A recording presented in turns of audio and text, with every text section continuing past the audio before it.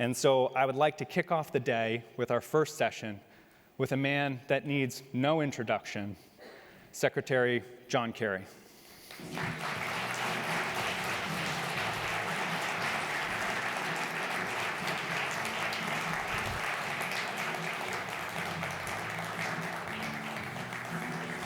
Thank you for being here, sir. They say he needs no introduction, but desperately wants one. Just joking. Secretary Kerry, thank you so much for being here. It's a true honor. To kick things off, you just heard me talk about the climate risk financial modeling category encompassing everything from property risk to macroeconomic risk, local supply chains, international dependencies. When someone asks you, which I'm sure they do all the time, to define climate risk for a financial institution, how do you frame this? Well, let me begin. First of all, Matthew, thank you for inviting me to be here. And thank you for the terrific work that you and others are doing at First Street. And in fairness to disclosure, let me just say I am now a co-chair, executive co-chair of Galvanize with Tom Steyer and Katie Hall, who are terrific investors. Absolutely.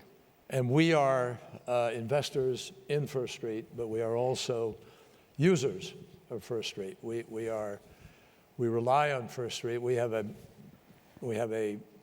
real estate strategy within the house, and as part of that real estate strategy, we use First Street in order to make evaluations over any of our purchases and investments. But you asked a sort of macro question here, and let me take a moment, if I can, to put all of this into what I think is an appropriate perspective. Please. First of all, nobody in business, anywhere today, should be thinking about doing anything without making an analysis of what their business does and what, in fact, the climate crisis, as I call it, but some people don't like that word, as I learned last night at our dinner.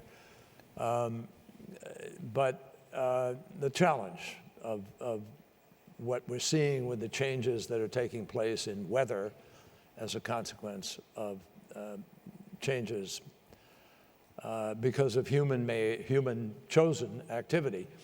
And remember, the activity that is causing this is clearly identifiable, absolutely understandable, and egregiously abused even today. And that is the burning of fossil fuel without capturing those emissions. Whether or not one can do that remains yet to be seen.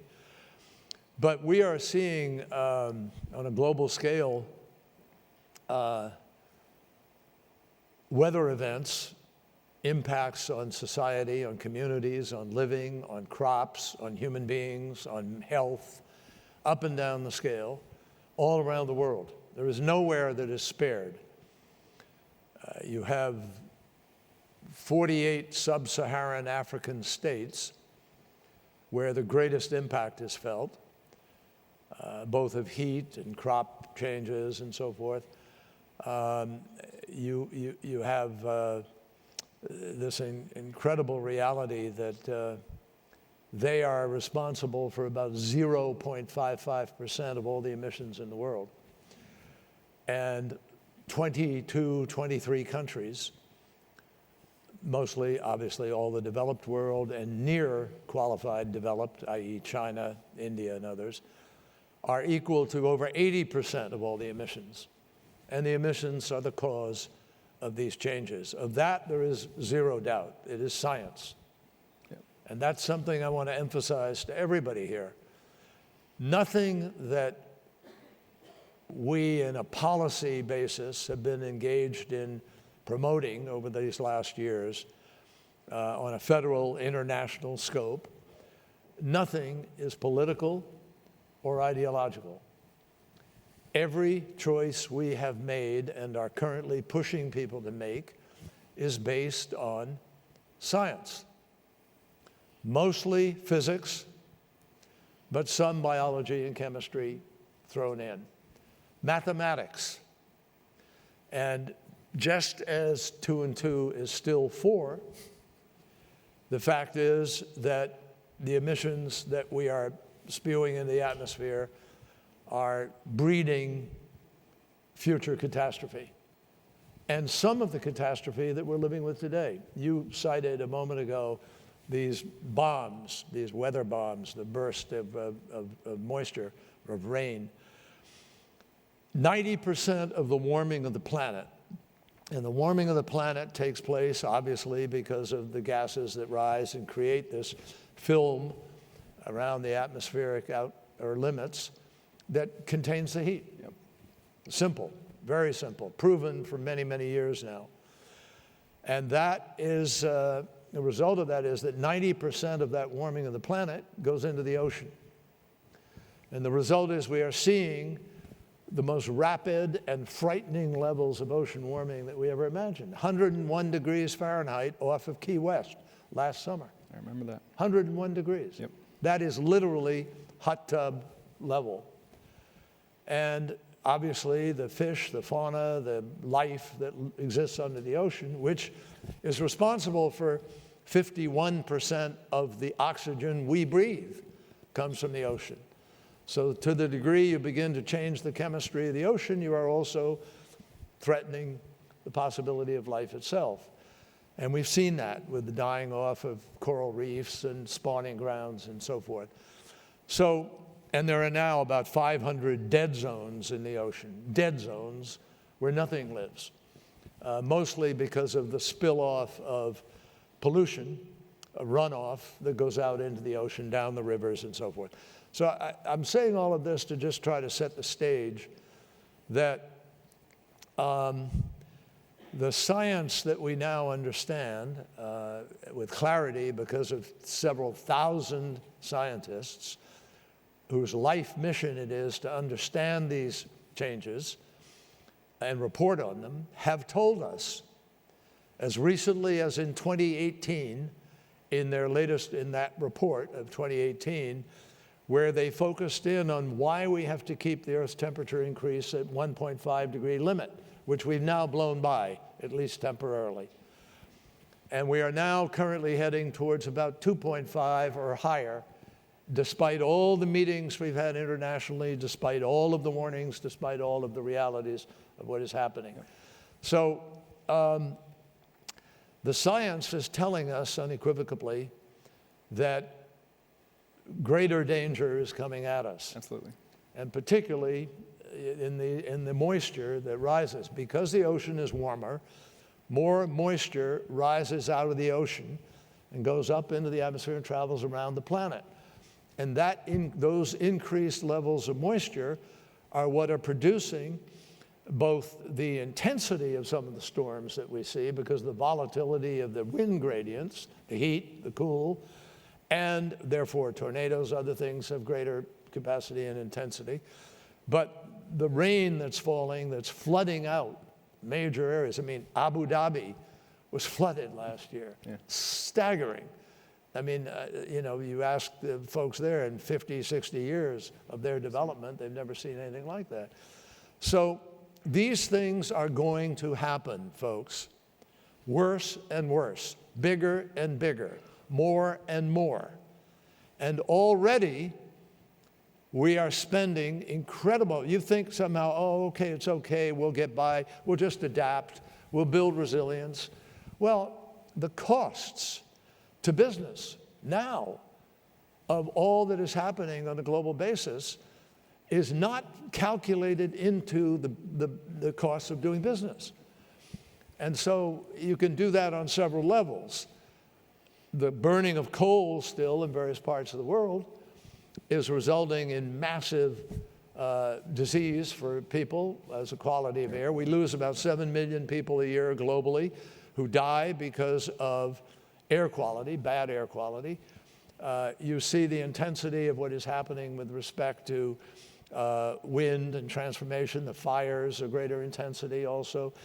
Why was the fire in California so quick to respond to a spark or two in a small area? Because of the drought. and the lack of rain and the sporadic nature of the falling of rain nowadays. So you guys are tracking all of this. Here's the bottom line, ladies and gentlemen. If you cannot measure it, you cannot manage it. And so it is imperative that we have a First Street and more, that we have the ability to be able to determine where is this going? What are the potential dangers and impacts we're going to have? And if you have a fiduciary responsibility, which most of you in this room do of one kind or another, you have a fundamental responsibility to make sure that your clients, the money you're investing, is protected. Yep. And so you have to know what is going to happen to Miami Beach in 20 years or 30 years. Can you insure it? And we're seeing insurance, huge disruption in the insurance industry. That's going to continue to grow. It's not a particularly smart business plan, I think, to stop insuring and therefore avoid responsibility. Eventually, that just dries up and goes away. That's not a business plan. So we had this debate a little bit over the last 10 years. We thought that the big money managers of the world had really bought into it. We had GFANs created. We had other things that were sort of being put together. And leadership was being shown by CEOs of major asset management companies that we were taking great encouragement from. Now, the issue has been weaponized, politicized, in an extraordinarily dangerous way. And so I would simply say to everybody here, you are the vanguard. You're here. You're listening and you're trying to figure out where this is going. And we have an imperative for the business community to be able to come together and at least agree on some of the simple principles. I won't keep going. I know you have some other things, but I just can't emphasize enough to everybody how critical this moment is for your community and the private sector to join together in every respect to set the standard for where we have to go. And it would be the height of irresponsibility not to. I was talking with a couple of my folks who work with me earlier at breakfast this morning. I'm a lawyer by trade. I was a prosecutor for a number of years. And I can imagine, I mean, there already are lawsuits, but I think there is going to be a growing need for people to go to court and begin to hold people to this fiduciary or some fiduciary responsibility. And there will be a plethora of suits saying, why are you continuing to put me at risk? Why are you continuing to put property at risk? You're responsible for these damages now. You've willfully and negligently, avoided responsibility. So I think we're at a great moment of confrontation on this. And my hope is that leaders, so-called leaders in positions of public responsibility are going to assume that responsibility, but it's not a guarantee. Yeah. No. And I appreciate all the points that you're making. One of the conversations that we were having last night at dinner was a little bit of what you were hitting on there, where we were talking about insurance is kind of the tip of the spear, and these things are starting to manifest as we see in front of our eyes. But the real concern that I hear a lot from the folks that are in the room here, the financial institutions and asset owners and managers, is around the potential disorderly impact that could come from climate. Yeah. And so whether that is an orderly transition that takes multiple years, that can be planned, and you can do that in a planned manner. Everyone in the room's role is something like that. But when you're talking about a disorderly transition that all of a sudden happens in a 1-2 year period, that's a lot of the concern of the folks in the room. So I don't know if that's a similar concern that you share, or if that's a concern they should have, or if that's that is a huge concern. I mean, every aspect of this is a concern. And I am not, let me emphasize, I am not a sort of a doomsday, I don't go out and say, oh, the sky's falling on this. We still have the opportunity to win this. Yeah. We absolutely still have the opportunity to win this. But we have to make certain key decisions to allocate capital and to begin to organize ourselves in the ways that we can win it.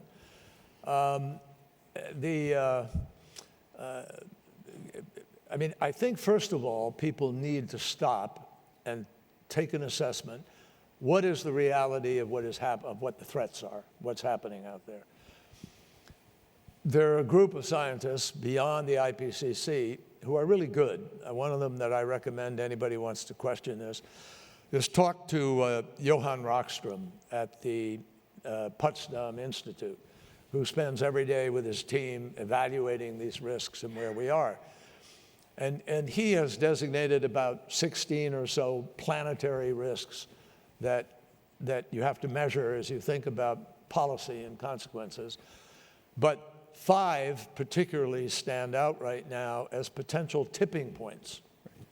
Now, we have tipping points with respect to the physical of what is happening on the planet, and maybe we have tipping points politically, and tipping points in a business sense, that there's a moment where suddenly the dam breaks, no pun intended, but you suddenly see people moving in the right direction, and we galvanize ourselves to get the job done. But you have to understand that the potential of the Greenland ice sheet melting entirely over the course of the century, not going to happen in a week or 2 weeks, although I've been up to Greenland, I've landed on the ice sheet, I went to Antarctica in order to measure sort of by the naked eye and listen to the scientists what's happening in Antarctica. That's a second one of the potential tipping points. The Great West Antarctic Ice Sheet is held in place by the Thwaites Glacier, sometimes called the Doomsday Glacier, because it is showing huge instability. And I've flown over it, and you can see these ripples up and down that sheet. And if the Thwaites Glacier breaks away, as parts of it have over the last few years, and they go out to sea and melt, then what is holding that great ice sheet back on a downward slope is gone. And you can have a huge speed up in the rate at which you have the breaking up of the ice sheet and the moving and the melting of it. Similarly, in Greenland, I've seen, if you go up there just with the naked eye, you can see this at Mont Blanc. Go to Mont Blanc and look at the old gray line versus the new lines where there's no longer any glacier. They held a funeral for the Mont Blanc Glacier a couple of years ago, symbolic of what is happening. And if these ice sheets are, if we don't change the rate at which they are melting, you're talking about meters of sea level rise, meters. Every major city in the world, Shanghai, Boston, New York, they're all hugely impacted as a consequence of that. So there are bigger. You have the things you have to think about today because of rainfall, but you have the things you have to really try to say, what's coming at us in the long run? You have the potential, obviously the coral reefs are another, the North to the West Passage, ice melt is another. These are tipping points where, it's gone if you pass a certain point. Now, no scientist can tell you, oh, okay, on, December 20th of 2025, here's what it's going to be. We can't do that. We know the general trend, but in smart business, you measure general trends, and you try to make a judgment about what you need to do to meet that trend down the road. There is the potential, and I emphasize potential, but already you have about 39 million climate refugees just wandering the world looking for a place to live. Climate drove 1 million people in from the desert to Damascus, which greatly affected the politics of the war with Assad and what happened in terms of the longevity of that war. We had to deal with that, and I can tell you in real terms it was a reality, the cause and effect. If the bread basket's the wrong word, but if the food basket of Africa were to implode, as some people are conjecturing it could if we continue down the trends we're on, you will have tens of millions of people knocking on the door of Europe and saying, wait a minute, you caused this, we're living it, we can't exist, we need trees and water and lakes and streams, you got to let us in. Now, you saw what happened to the politics of Germany And Europe, when those refugees that were coming in from the desert were let out and went to Turkey, and then from Turkey made their way through Europe, and it transformed the alt-right, which now has greater power in terms of the politics of Germany. And there's an election in a week or two which will probably ratify this. So all of the downstream impacts, folks, are real to those of us in public policy positions. And they should be real to you because they will disrupt your supply chains, they will affect your labor force, they will have a profound impact on investing, they will have a profound impact on the value of assets. First Street has determined that asset value could go down by 1.7 trillion by next 30 years. Over the next 30 years. So these are realities. And when I say to you, I'm not a doomsday person, there is a glass half full and glass empty here. And in reaction to all the things I've said, we have better choices. We could be just deploying renewables right now with the existing technology we have today, which is 90% cheaper than it was 15 years ago, and beats fossil fuel. So if we deployed wind and solar, I know it doesn't provide firm energy necessarily. You've got to have the guarantee of base load. Yes, you do. Batteries are getting better. People are balancing. Germany is up to 50% of its power sector is supplied by renewable. 50%. We're in somewhere, low double digits, very low, teens. So we have a long way to go. Now, China, those of you who want to be competitive in the world with China, China, in the last 5 years, and I know this because I've been negotiating with them for 10 or 15 years now, and I used to bang away at them and say, you guys are burning coal, you're building more coal, you're going to kill the earth. You've got to begin to reduce and turn around. And they say, well, President Xi's made his decision. We can't change that. Well, guess what? Quietly, without notice, they changed it. And now China, as we sit here today, China has deployed and manufactured and deployed more renewable energy than all of the rest of the world put together. So you talk about competition in business. They get it. Yep. They understand. They don't have a debate about whether this is happening. They're not deadlocked because they don't have a deadlock. One person makes a decision and they do it. So we have to, we need to get the private sector geared up to start screaming about reality and science. Yeah, and as you talk there and you're talking about your experience across the globe and where you've been and all of the different things that you've seen, a lot of it is based on policy and regulation in the conversations that you're having and what could potentially be put in place or what's in place. A lot of the folks in the room here are impacted by state policy, federal policy, global policy, and there's obviously a big question of where we see that going. Yeah. And so we would love to hear your thoughts on what we think the future might hold in regards to regulation and how everyone in the room should be thinking about it.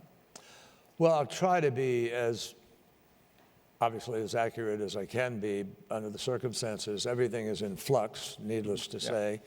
Nobody can sit here and say with absolute clarity what precise decisions are going to get made in the days ahead by the EPA, by the Interior Department, by the President, and executive order. But basically, let me say this. During the first Trump administration, there were a lot of doomsday prophecies about what was going to happen. In fact, President Trump pulled out of Paris, obviously, we know that.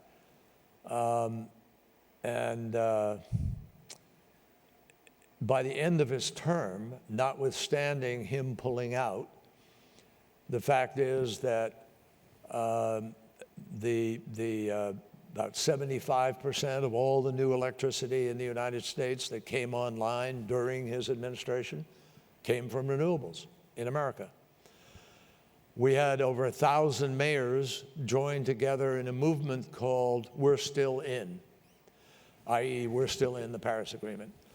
And so effectively, Donald Trump pulled out of the agreement, but the American people stayed in it because 37 governors, Republican and Democrat alike, lived under a renewable portfolio law. And those laws kept them on track. Republican and Democrat alike, they stayed with the law. They enforced their law. So you had a sort of dichotomy. You had the president saying, I'm out, but the mass of America kind of kept doing what they're doing. And investors kept investing, and smartly. Last year, we had about $2 trillion, just shy of $2 trillion, investing in new projects in alternative renewable energy, clean energy, et cetera. Vice, $1 trillion going into fossil fuel. And the IEA has determined, if you follow their numbers and trust them, I think they've been pretty accurate and pretty much on target, but they have now targeted that by 2030, we should be in a place where the vast majority of energy is going to be coming from renewable.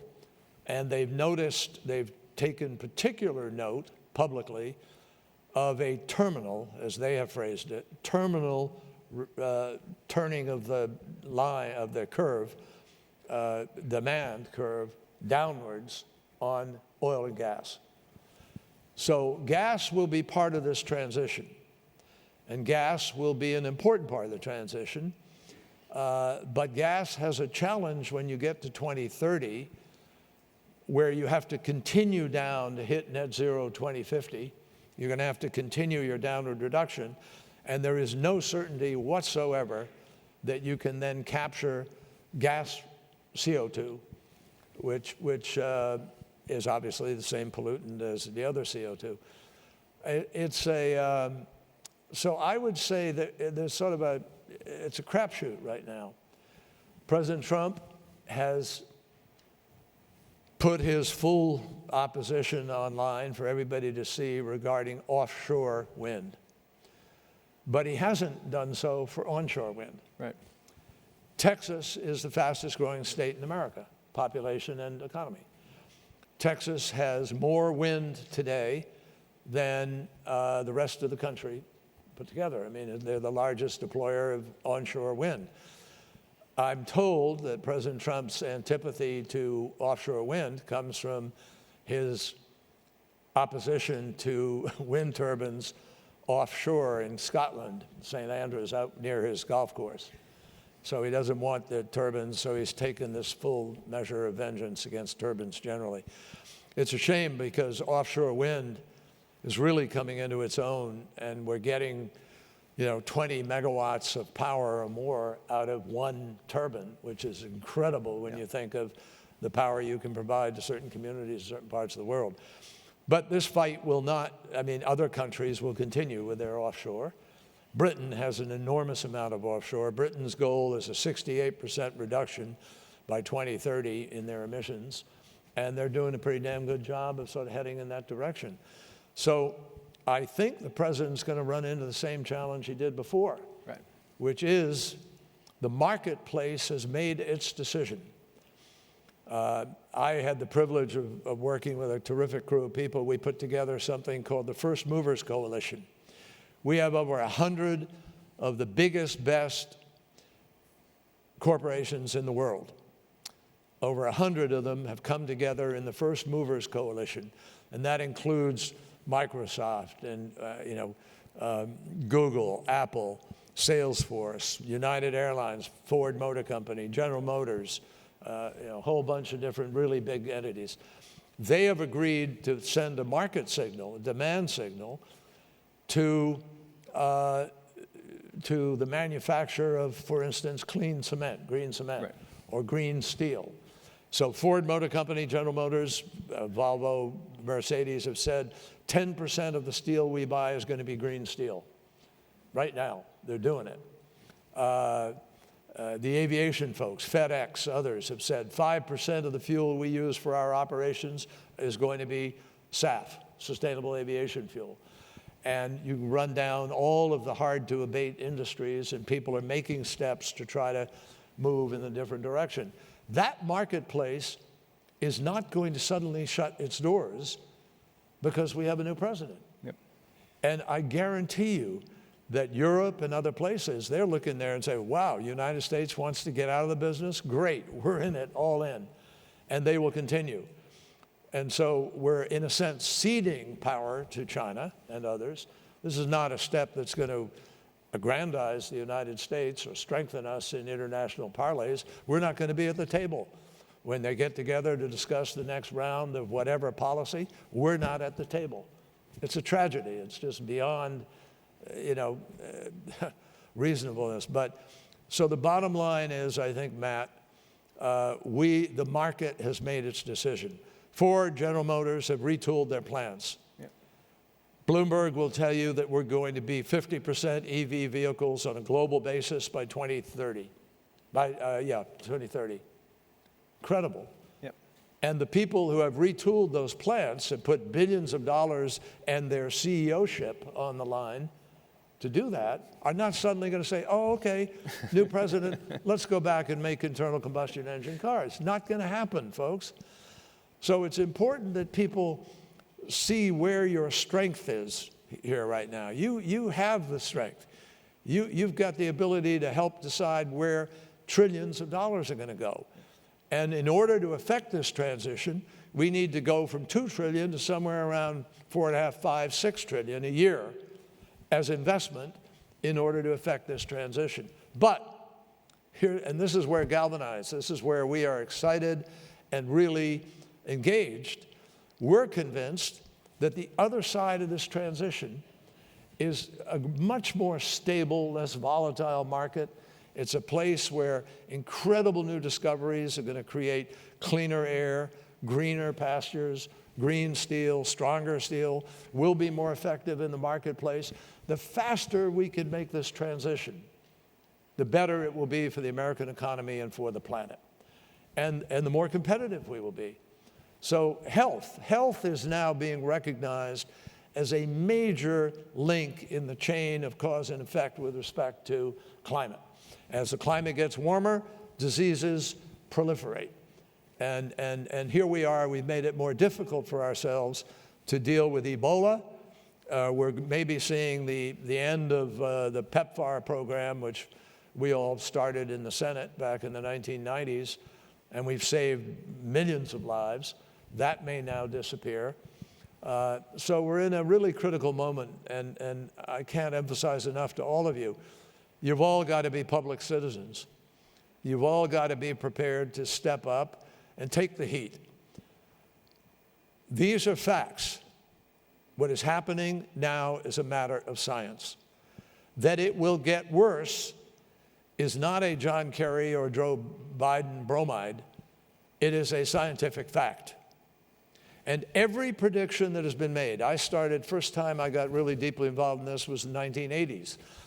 And we dealt with a problem called acid rain. How did we deal with it? We took a Heritage Foundation market-oriented solution, a marketplace solution, which was the trading of sulfur. And you don't hear about acid rain today. Why? Because the marketplace did solve the problem. We took care of acid rain. We took care of sulfur. Regrettably, such a trading mechanism has been made a political weapon today. And you can't even get it off the ground for a discussion, because if we could do trading in CO2, or if we could price CO2, this problem would fairly rapidly even out in the economy, and we'd solve the problem. But you can't get a discussion of pricing carbon started because there's instantaneous political warfare over a tax. Yep. And if it's a tax, it's dead on arrival. So that's part of the challenge, folks. You all haven't real. I'm not being at all, simplistic about this with respect to your choices.